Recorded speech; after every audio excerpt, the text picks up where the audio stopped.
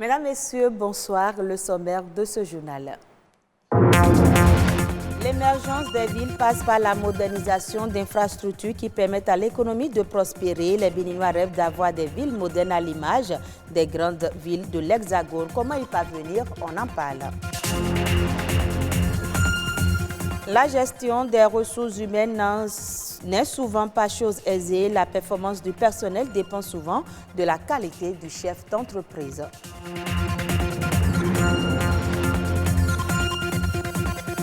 Et puis l'angine de gorge, une inflammation de la gorge et en particulier des amygdales. Elle est encore appelée angine rouge ou blanche selon l'aspect des amygdales. Le traitement varie selon son origine virale ou bactérienne.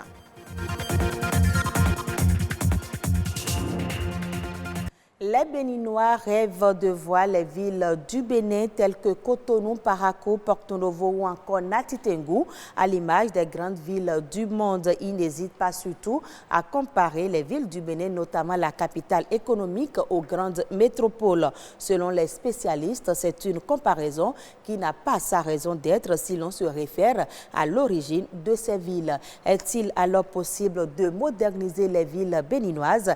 Élément de réponse dans ce reportage de Omolade Sané.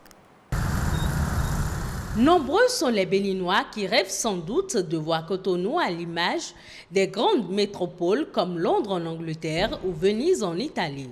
Une comparaison entre Cotonou et ces villes du monde laisse croire que Cotonou est bien loin de réunir les critères qui font d'une ville une cité attrayante. Ces villes, pour la plupart, ont suivi plusieurs transformations, d'autres ont été totalement détruites et reconstruites selon la vision des responsables en charge de sa gestion. Un schéma national du territoire existe désormais au Bénin et a le mérite d'organiser en fonction des vocations l'espace national. Donc le défi aujourd'hui, c'est de faire en sorte que les villes, nos communes se dotent donc de documents de planification spatiale. La mise en œuvre du document s'avère nécessaire pour donner par exemple à Ouidah sa vocation de ville touristique et à Cotonou son statut de ville d'affaires. Lorsque normalement les gens demandent un permis de construire, c'est le document de planification qui permet de dire oui, ce que vous voulez faire est cohérent avec ce que nous avions prévu. Si ce n'est pas cohérent, on peut vous orienter là où il convient de le faire. Tout projet d'aménagement du territoire requiert l'expertise d'un architecte. C'est aux spécialistes de rendre la ville attractive et susciter l'admiration auprès de ses visiteurs. Qu'on décide aujourd'hui de faire de Gary un très grand centre d'affaires. Un peu comme le World Trade Center, de grands tours administratifs, des tours des banques, ici ou ça, pour faire des affaires, pour générer de l'argent et tout ça. Pas impossible de le faire, mais vous le faites et ça va vous coûter ce que ça va vous coûter. La beauté d'une ville ne se limite pas à ses édifices. Il faut qu'elle dispose de parcs, de centres de loisirs et de détente pour l'embellir.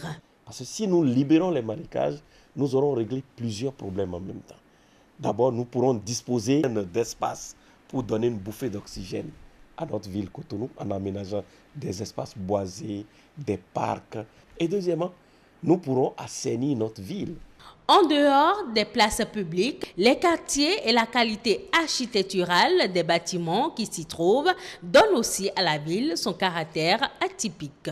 Faire des habitations en hauteur, ce n'est pas dans nos cultures, mais nous sommes obligés d'en venir. On ne peut pas continuer à faire des extensions de lotissement alors que les centres-villes ne sont pas encore densément occupés. Il faut densifier l'habitat. Une ville est aussi belle si ses artères sont assez larges et des voies de circulation plus rapides. Actuellement, différents chantiers sont en cours d'exécution pour rendre nos villes plus modernes et attrayantes. Parlons à présent de la gestion des entreprises qui constitue un véritable casse-tête pour beaucoup de chefs d'entreprise. C'est une tâche qui a fait appel à la disposition de certaines qualités par le patron d'entreprise. Selon les spécialistes en gestion d'entreprise, la performance du personnel dépend des qualités de leur coach. Comment gérer ses employés pour favoriser l'essor de son entreprise? Alès Balogun, consultant en gestion d'entreprise, nous éclaire au micro de Stanislas Limpon. Un leader, c'est quelqu'un qui doit être capable de gérer lui-même d'abord ses émotions, gérer d'abord son caractère, parce que tu diriges par exemple. Le leader doit pouvoir se gérer et maintenant il sera facile pour lui de gérer aussi son personnel ou de gérer ses collaborateurs. Un chef d'entreprise, c'est une personne qui a une vision et qui met ses visions en objectif. Objectif à long terme et objectif à court terme. Qui communique à son personnel pour dire voilà là où nous allons. Si le chef d'entreprise ne voit pas loin, comment est-ce que les employés peuvent voir loin? Vous devez comprendre que les collaborateurs, pour qu'ils puissent donner leur meilleur, il faut des systèmes en place. Un, c'est d'abord les fiches de poste. Donnez à chaque personne ce que vous attendez de la personne. Le cahier de charge bien défini. J'attends de toi telle chose et telle chose de façon claire. La deuxième chose après la fiche de poste aussi, c'est un système d'évaluation mensuelle. Le personnel doit être évalué à la fin du mois. On doit savoir est-ce qu'il a atteint les objectifs. Est-ce qu'il a réalisé ce qu'on attend de lui? Si vous n'avez pas un système d'évaluation, vous allez mal gérer vos personnels. Parce que le système d'évaluation permet au personnel ou aux collaborateurs de savoir j'ai mal travaillé, je n'ai pas bien travaillé ce mois, je n'ai pas eu la note qu'il faut. Et une autre chose aussi, c'est que vous devez avoir une vision claire. Une vision à long terme, une vision qui inspire les collaborateurs. Et il ne faut pas juste donner des ordres aux gens, donner des instructions. Toi, fais ça, toi, fais ça. Le chef d'entreprise aussi doit comprendre que le langage est capital. Il y a des choses qu'on ne peut pas dire. Il y a des choses qu'on veut dire aussi qu'on doit savoir comment le dire. L'objectif, ce n'est pas s'exprimer. L'objectif, c'est atteindre un résultat. Donc, il ne faut pas dire « je dis ça parce que je suis l'employeur ». Vous n'êtes pas l'employeur. Vous êtes aussi employé par l'entreprise. L'entreprise est l'employeur de tout le monde. Celui qui est le promoteur ou le chef d'entreprise, il est aussi employé. Page santé de ce journal, c'est une infection au niveau de la gorge. L'angine est due soit à un virus ou une bactérie caractérisée par un mal de gorge important et qui provoque la fièvre, les maux de tête, les difficultés pour parler chez certaines personnes. Cependant, elle peut entraîner des complications quand elle n'est pas bien traitée. Plus de détails dans ce reportage. Elle est due à une inflammation des amygdales, de la membrane muqueuse et du larynx.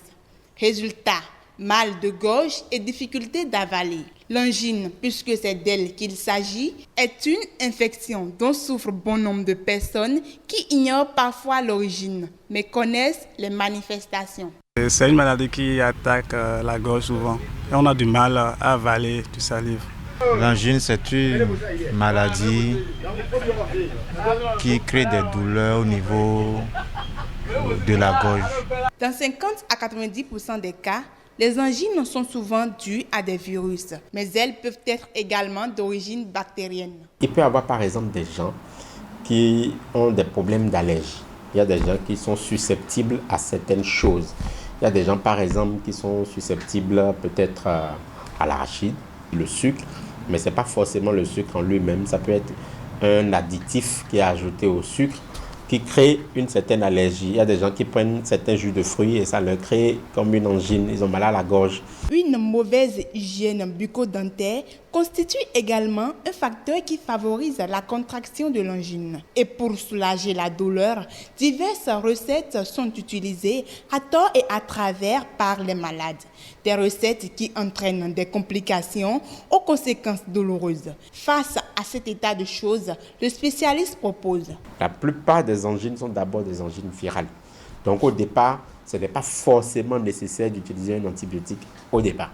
Mais lorsque c'est une angine bactérienne, dans ces cas, très souvent, il faut forcément faire recours à un médecin pour qu'on voit s'il faut mettre un antibiotique et quel type d'antibiotique en fonction des symptômes et en fonction de ce que le médecin verra, il saura quel antibiotique il faut utiliser. Un mauvais traitement de ce mal pourrait déboucher sur d'autres maladies plus graves. Une angine mal traitée peut être à l'origine de problèmes de rhumatisme articulaire aigu.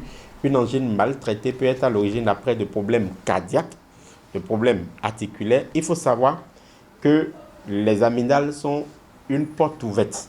Et à partir de là, les microbes peuvent diffuser à tous les autres organes du corps lorsque ce n'est pas bien traité. Les traitements de l'angine dépendent donc de son origine. Mais qu'elle soit virale ou bactérienne, elle est contagieuse. Il faut donc respecter les consignes d'hygiène habituelles pour être épargné. Au Sénégal, le gouvernement compte doter les mosquées de masques gratuits pour renforcer les gestes barrières dans les lieux de culte. Un premier lot de masques a déjà été réceptionné. Reportage Fanta Badji. Ces masques sont produits par les industriels de la confection installés à Diamniadio.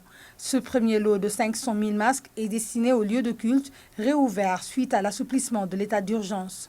On va démarrer certainement par Dakar aujourd'hui et nous faisons de sorte que ces masques puissent aller au plus tard demain en fin de matinée dans tous les endroits du pays, donc mis à la disposition des préfets, des sous-préfets et éventuellement qui vont les donner aux imams et autres. Mais déjà cette première commande, on va la distribuer gratuitement. Et pour éviter la propagation du virus à travers notamment les mosquées qui sont fréquentées par les populations durant les derniers jours de Ramadan, le président Macky Sall a décidé que le port de masque soit obligatoire dans ces lieux de rassemblement.